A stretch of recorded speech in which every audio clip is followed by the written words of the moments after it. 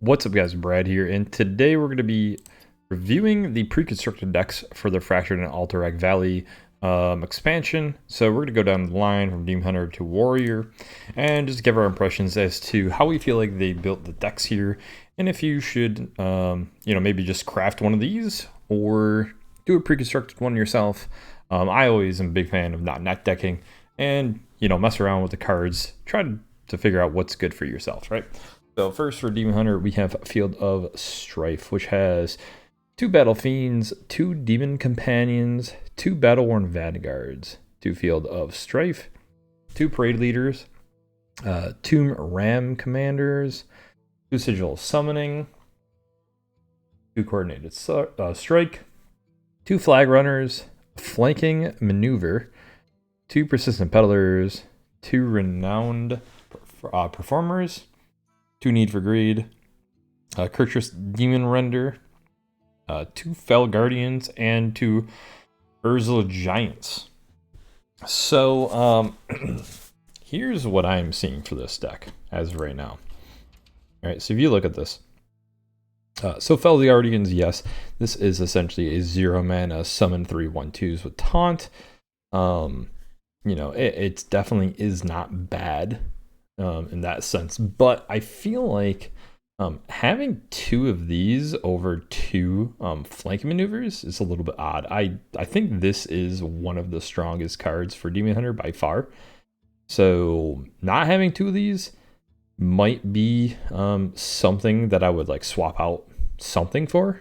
You can experiment and do whatever you want, but I think that's personally something I would look into.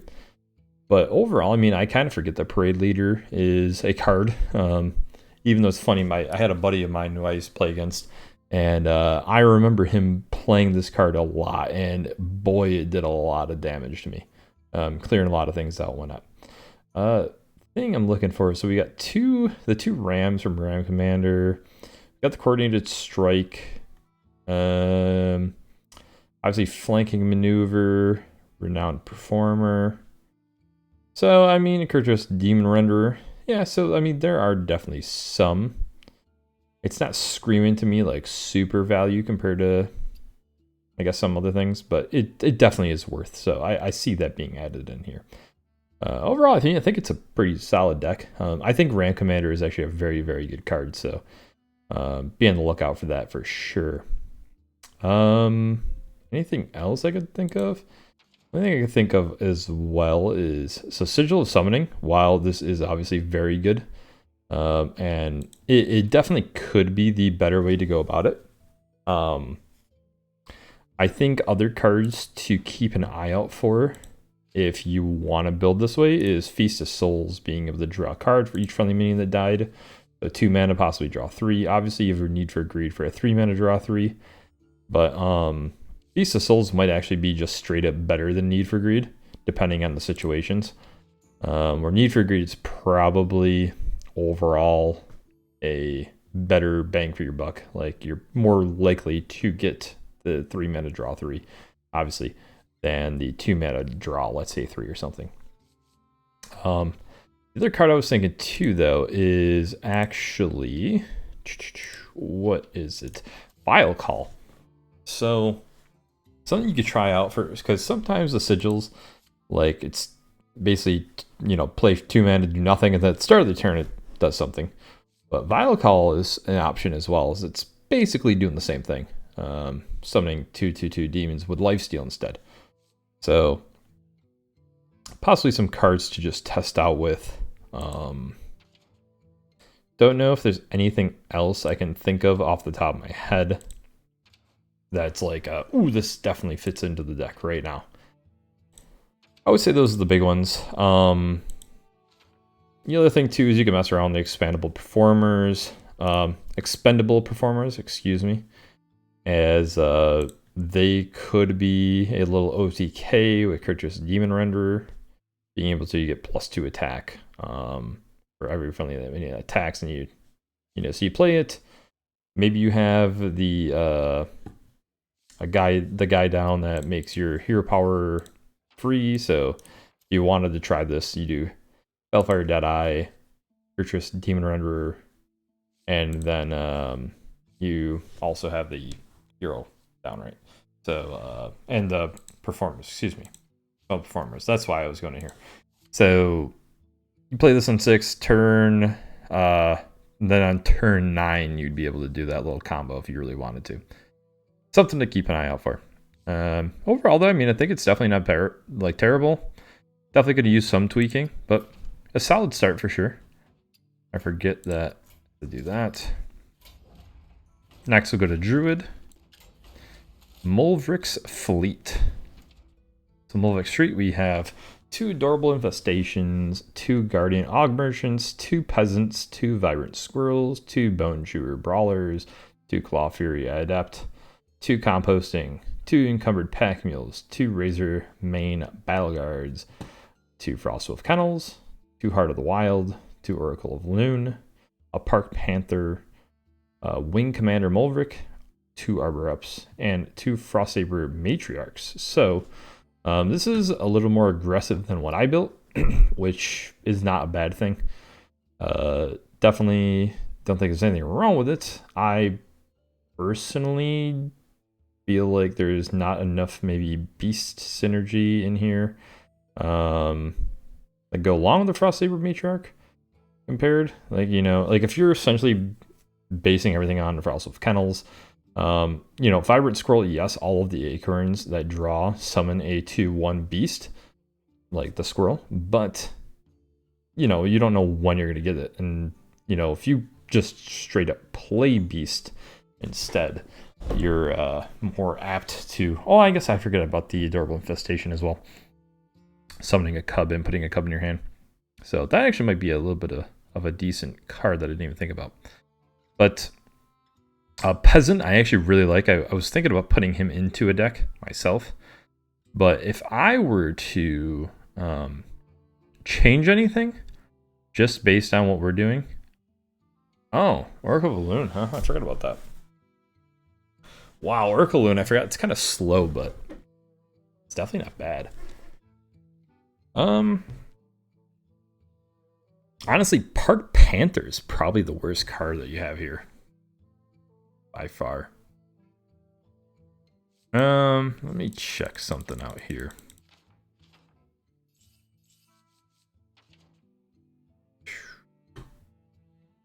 So, Guardian Augmerchant is very good if you're able to give something Divine Shield. You know, obviously Bone Chew Brawler is nice. Being able to get a +2 attack and also Divine Shield. Composting is super nice for the you know, card draw. Honestly, it's not a terrible, it's something different. I would say Frostwolf Kennels is probably the worst card in the deck right now. Being a little too slow. Well, obviously it's adding the beast value. I don't think the way that this is currently built, it might be as useful as it could be. For that card at least. Excuse me.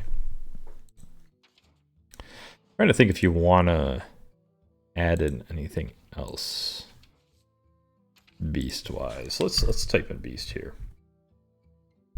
See what we get. Honestly, I mean, Oasis Thrasher could be something. Dealing 3 damage. Like, this is a pretty aggressive deck. And if you do Guardian Augmerchant, smack it, you're able to have another target that's decent for this. Obviously, I think your main things that you'd want to protect right now would be Razor Mane Battle Guard and the Bone Chewer Brawler. Those are definitely the main ones. I just don't like how many 1 health guys we have here. It just kind of scares me. I think I actually don't mind Peasant. Vibrant Squirrel, it's like still iffy for me. Now this is coming from me who I have not played Vibrant Squirrel at all. But yeah, I mean, maybe Enchanted Raven is a good mix in there. Could go like this and see possibly. Nope, it's not letting us. All right, anyways. overall, I mean, I think it's solid. I think this is overall Druid's going to be pretty strong. It's going to be aggressive. It's going to be aggro, tokeny aggro. So you're going to see some pretty good Druids here. I don't mind it. Definitely don't mind it. I forgot about some of the cards. Take the Valley for Hunter. 2 Carrion Studies. 2 Tracking. 2 Wounded Prey. 2 Bloodseekers. 2 Explosive Traps. 2 Ice Trap. 2 Selective Breeder. 2 Ram Tamer. 2 Revive Pet. Rinling's Rifle. 2 Spring the Trap. 2 Stormpike Battle Ram. 2 Warsong Wranglers. Beast Stalker Tavish. 2 Mountain Bears. King Crush. And Wing Commander Ikman. So let me see here. What beasts do we have in here? Our beasts are Stormpike Battle Ram, Mountain Bear, and King Crush. Okay. And then you got your Warsong Wrangler. Okay. I'm not minding it. Not minding it.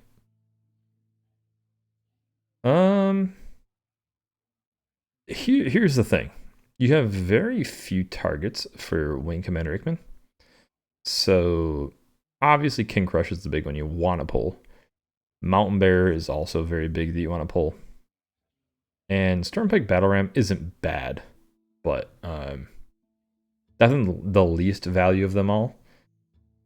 And then Revive Pet, it's definitely not bad either.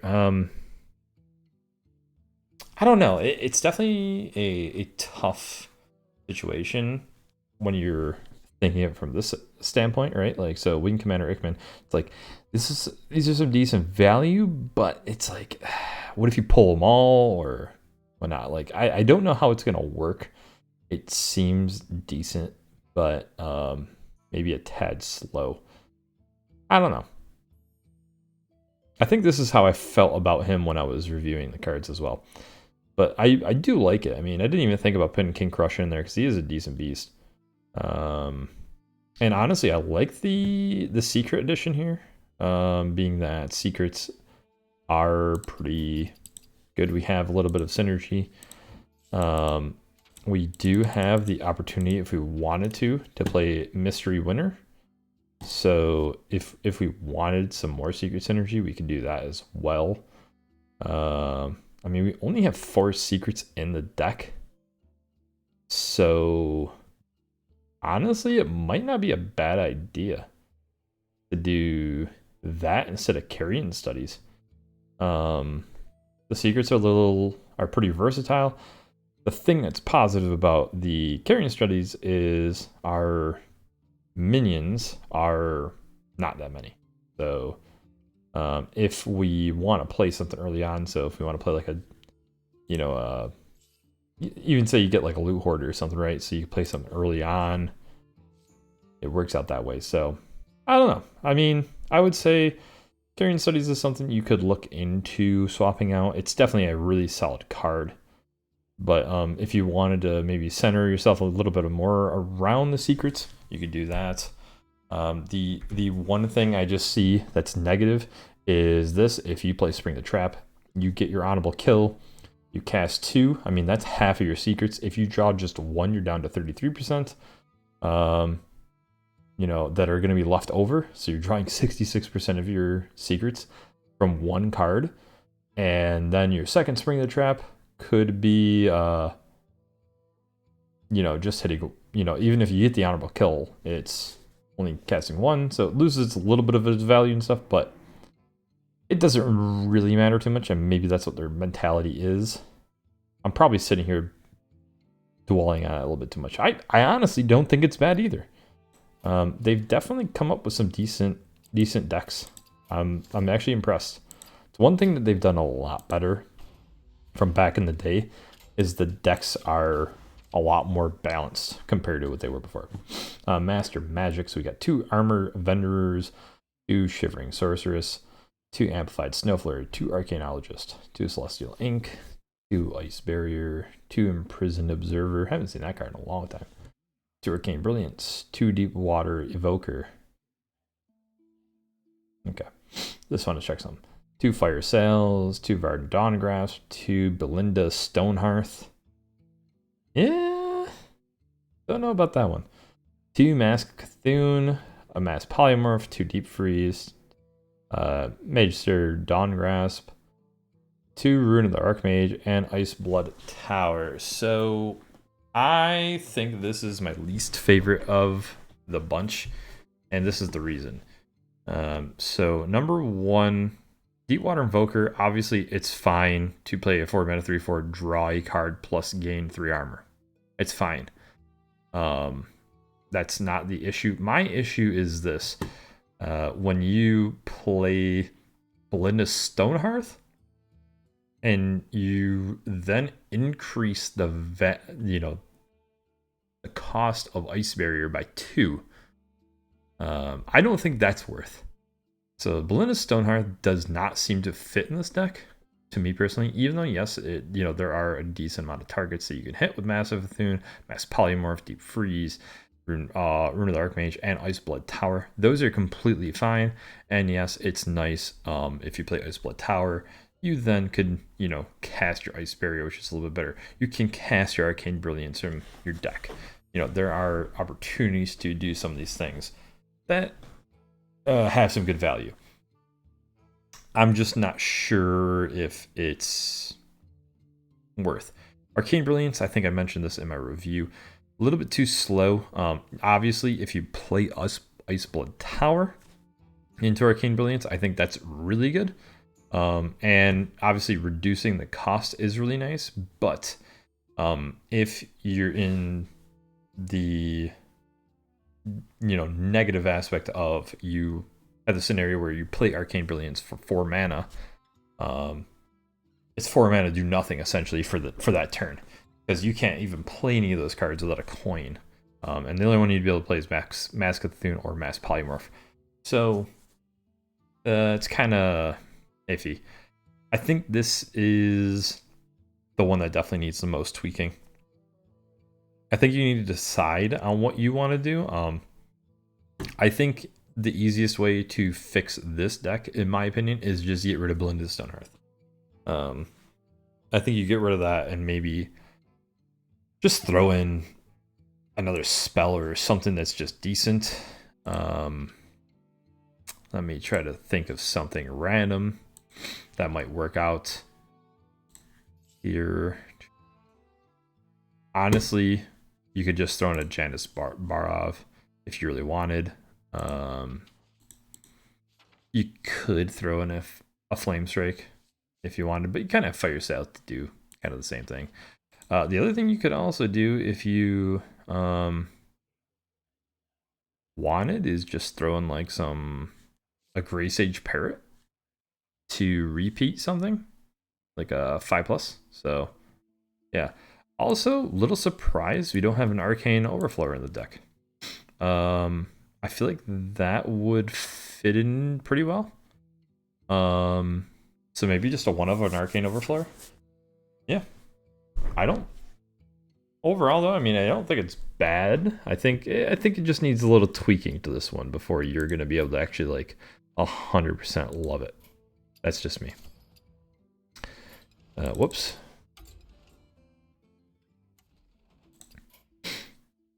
Going back. What am I doing here? What am I doing? Struggling is what I'm doing. Going to Paladin. The immovable object.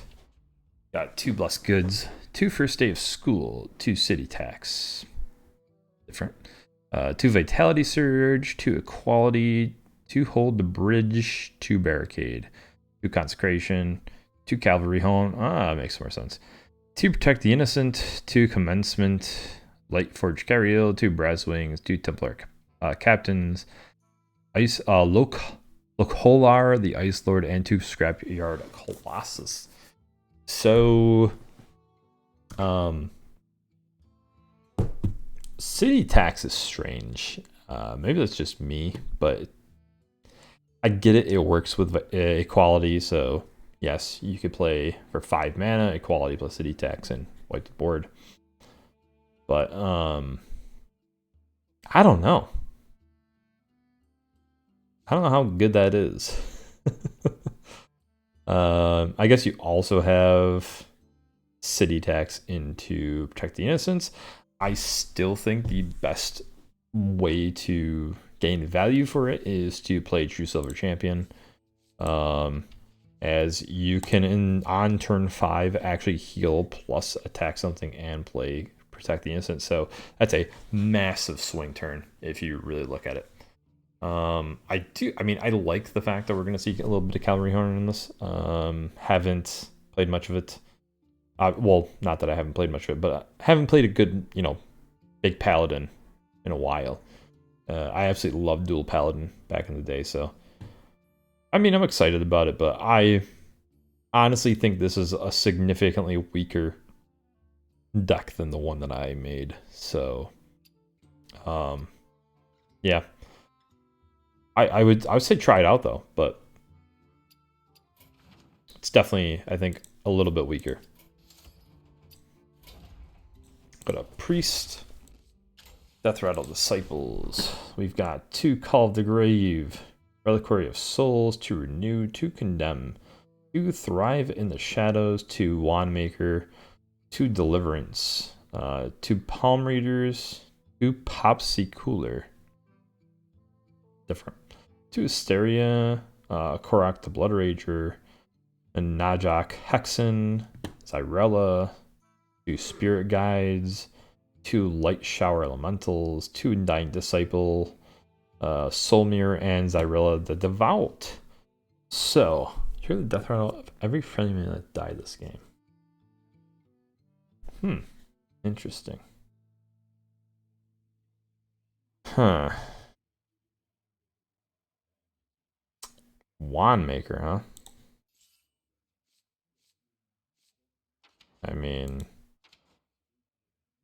I guess. Little strange. Little strange. That's just me, but don't know how that fits 100%, but there must be a reason.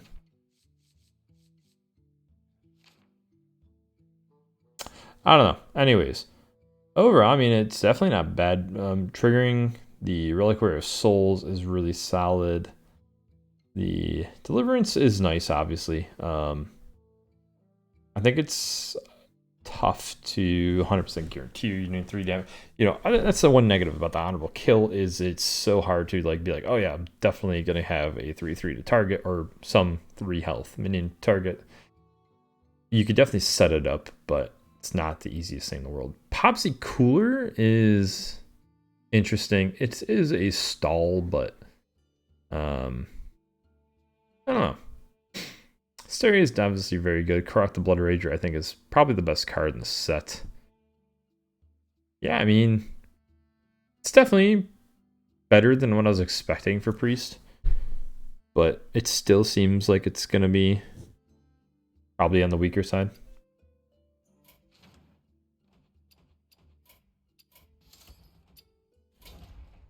Rogue. Rogue seems pretty fun. 2 Shadow Slips. So it's Identity Thief. So 2 Shadow Slips, 2 Brain Freeze, 2 Price Plunderers, 2 Secret Passage, 2 Swashbucklers, 2 Wand Thieves, Maestra of the Masquerade, 2 Recon. I still have no idea what this is. Recognize? I don't know. Whatever. You know what I'm talking about. Death Rattle card. Swindle, Lobotomizer, Vanessa Van Cleef, 2 Cold Tooth Yetis, 2 Double Agents, 2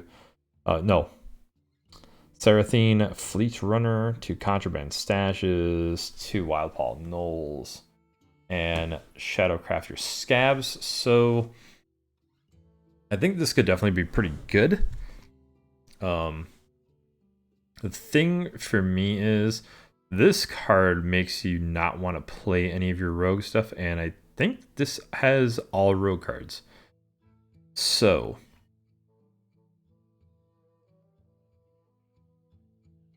I don't see the value of... Oh, I guess the value is this. I guess the value is you start as a different class, and on turn 1 you could play Wild Paw Knoll. for free. Would that be the value? It could be. I don't think that's amazing.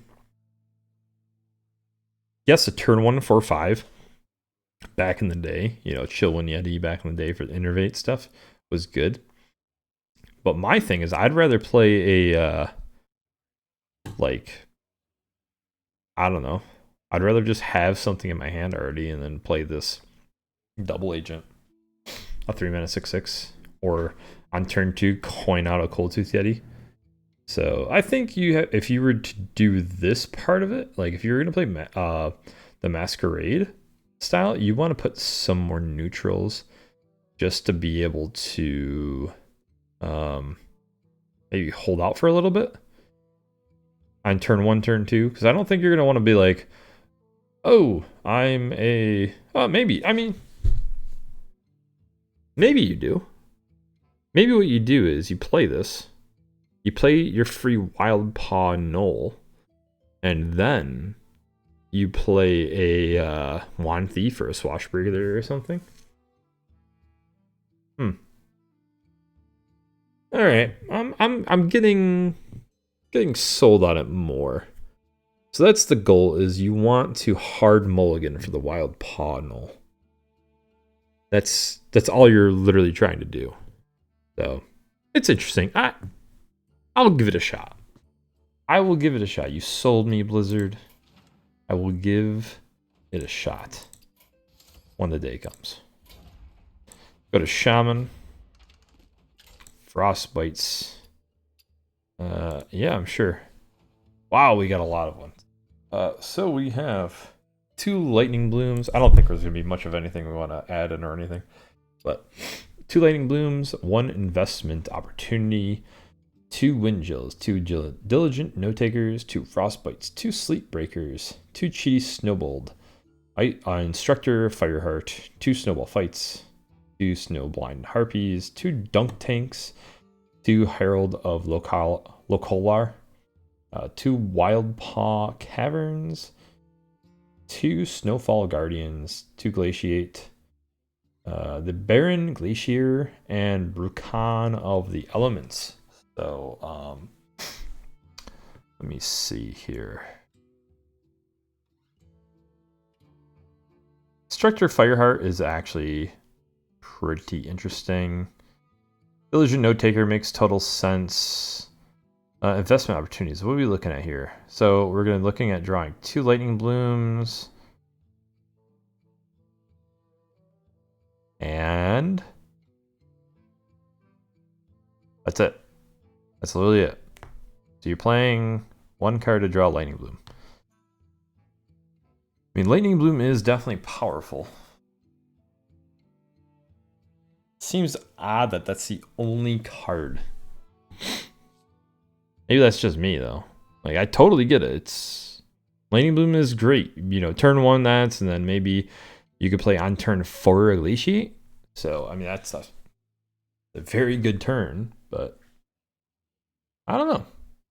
I still think Free Shaman will be really solid, so I like it a lot, but I don't know how I feel.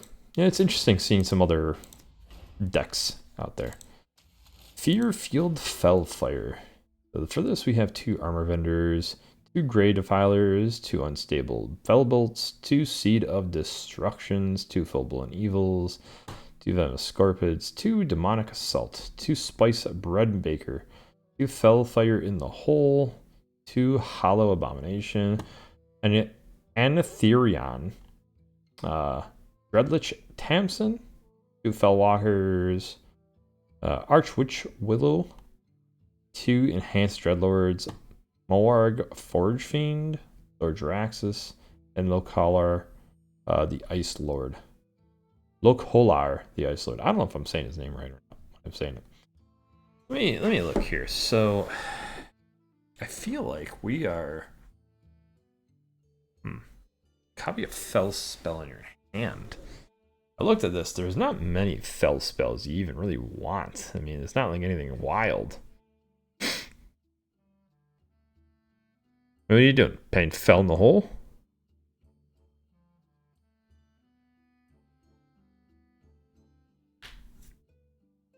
I don't know.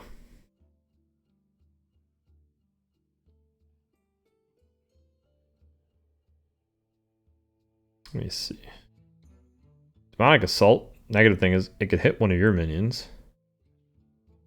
I don't know. It's interesting. I like how you threw an Archwitch Will. I'm gonna give you style points for that. You know, like you don't see it very often. I like the card. You don't see it often. I don't know why this card looks so old compared to. Is it me or does that card look old? Like, it's a great card, but I don't know. I think this is my least favorite deck. For whatever reason. And finally, our last one, Warrior, which I think is going to be the strongest because of your boy Captain Galvingar. So we got 2 Armor Vendors, 2 Shield Slams, 2 Frozen Bucklers, 2 Harbor Scamps, 2 Ice Blood Garrisons, 2 Minefields, 2 Blade Storms, 2 Bulwark of Azeroth, 2 Heavy Plates. Oh, never mind. I don't know why I said 2. I'm going on the list. I'm saying 2 for everything. 1 Bulwark of Azeroth. Lord Barov. 1 Snowed-In. 1 Outrider's Axe. 1 Sword Eater. 2 Stonemaul Anchorman. Captain Galvingar. Crush Lord of Turtling. Overlord Sarfang. Okara. The Valorous. Rattlegore. And 2 Shield Shatters. So this is not trying to do any OTK. This is just value in general. And I think this is significantly worse than if you're going to do the OTK. That's just my opinion on it. But it's interesting. So, could be okay. I think it's significantly worse, though. Like, significantly worse than the OTK.